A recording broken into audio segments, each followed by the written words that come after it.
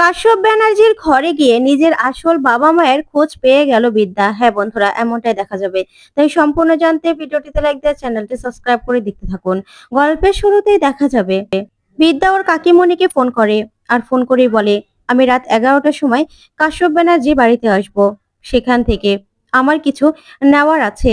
তখনই কাকিমণি বলে, কি বিদ্যা, কি জন্য নেবে আসবে, কি খুঁজবে তুমি, কি নিবে তুমি এখানে এসে? তখন বিদ্যা বলে, আমার আসল পরিচয়। তখন এই কথা শুনে কাকিমণি চমকে যায়।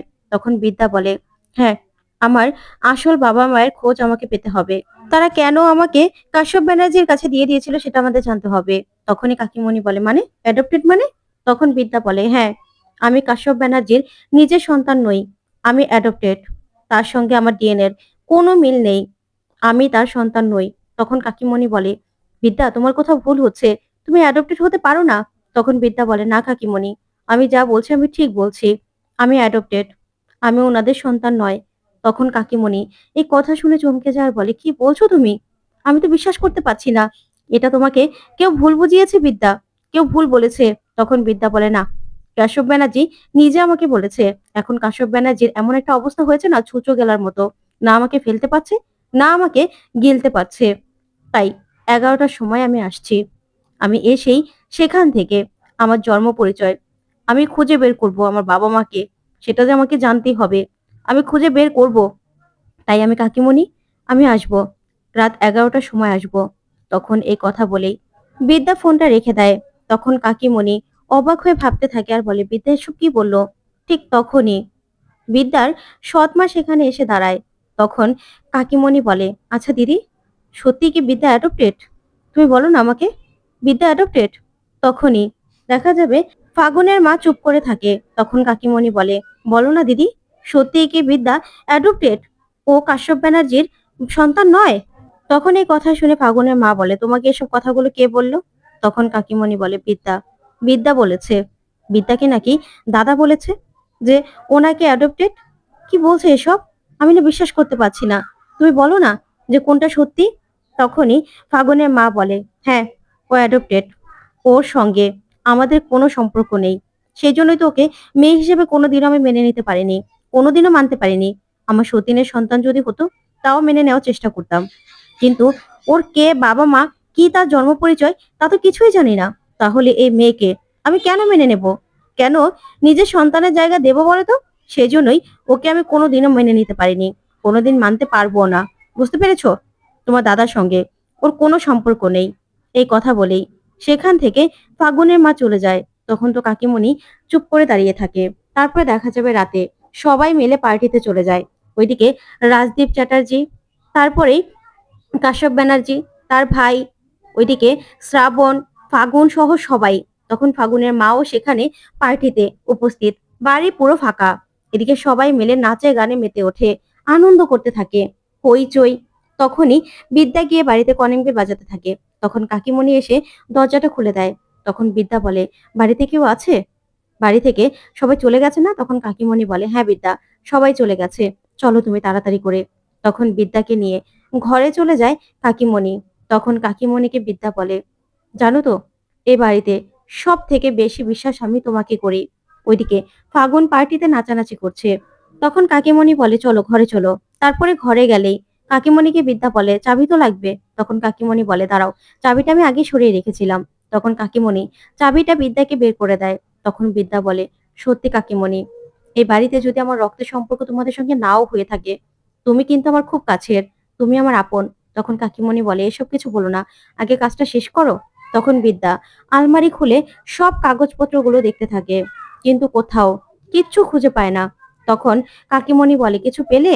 তখন বিদ্যা বলে, না, কোথাও কিচ্ছু খুঁজে পাচ্ছি না, কিচ্ছু না, কি করব আমি? ঠিক তখনই বিদ্যা একটা লকার দেখতে পায়। তখন বিদ্যা বলে, এখানে একটা লকার আছে।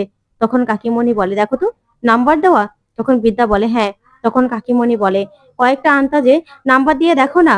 তখন বিদ্যা অনেক চেষ্টা করে কিন্তু কিছুতেই পারে না। তখন কাকিমণি একটা নাম্বার দিলেই সেই নাম্বারেই তখন লকারটা খুলে যায়। তখন বিদ্যা খুশি হয়ে যায় আর বলে, কাকিমণি, খুলে গেছে। তারপরেই সেখান থেকে সব কাগজপত্রগুলো নামিয়ে নেয় বিদ্যা। সব কাগজপত্রগুলো দেখতে দেখতে হঠাৎ করে একটা প্যাকেটের মধ্যে সেই কাগজপত্রগুলো পায়। যে অ্যাডপ্টেড সার্টিফিকেট।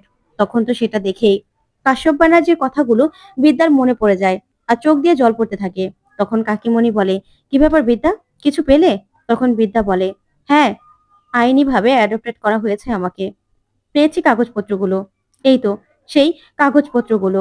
তখনই কাকিমণি বলে, আর কিছু পেয়েছো? আর কিছু আছে?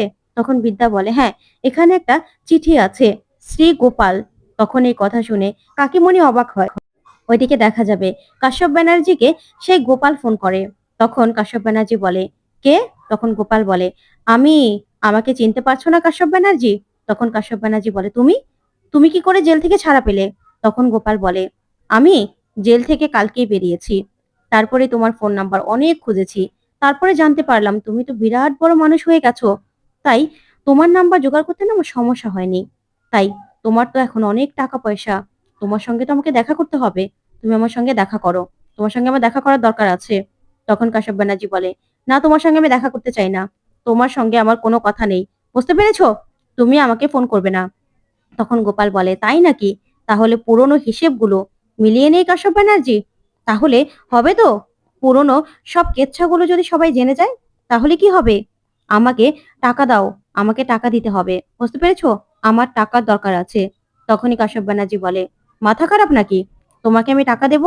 তখন গোপাল বলে, টাকা তো তোমাকে দিতেই হবে, না হলে তোমার পুরনো সব কীর্তিগুলো না বেরিয়ে চলে আসবে, বুঝতে পেরেছো?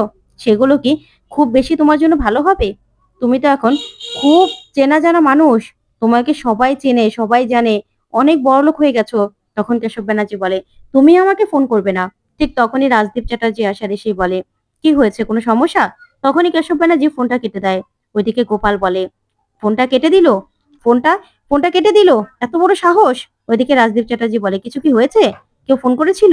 তখন কেশব ব্যানার্জি বলে, ওই কেউ কেউ না। তখনই গোপাল বলে, তোমার সঙ্গে তো আমাকে দেখা করতেই হবে, তোমার সঙ্গে আমার অনেক হিসেব মেলানো বাকি আছে গো কেশব। ওইদিকে কেশব ব্যানার্জি মনে মনে বলে, এত বছর পরে কেন গোপাল ফোন করলো? তারপরে দেখা যাবে কাকিমণি বিদ্যাকে বলে, গোপাল, বুঝতে পারছি না তো কত বছর আগের চিঠিটা? তখন বিদ্যা বলে, 28 বছর আগের চিঠি। আমি তো বুঝতে পারছি না, এই গোপাল, শ্রী গোপালকে কোনো পদবি নেই, কিছু নেই। তখন কাকিমণি বলে, শ্রী গোপাল এটা কে হতে পারে? আমিও তো বুঝতে পারছি না, এর নামও তো কখনো শুনিনি আমি।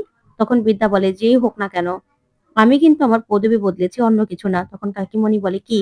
তখন বিদ্যা বলে, কিছু না কাকিমণি, আমি যাচ্ছি। তখন কাকিমণি বলে, তুমি যাও, এসব কিছু আমি গুছিয়ে রাখবো।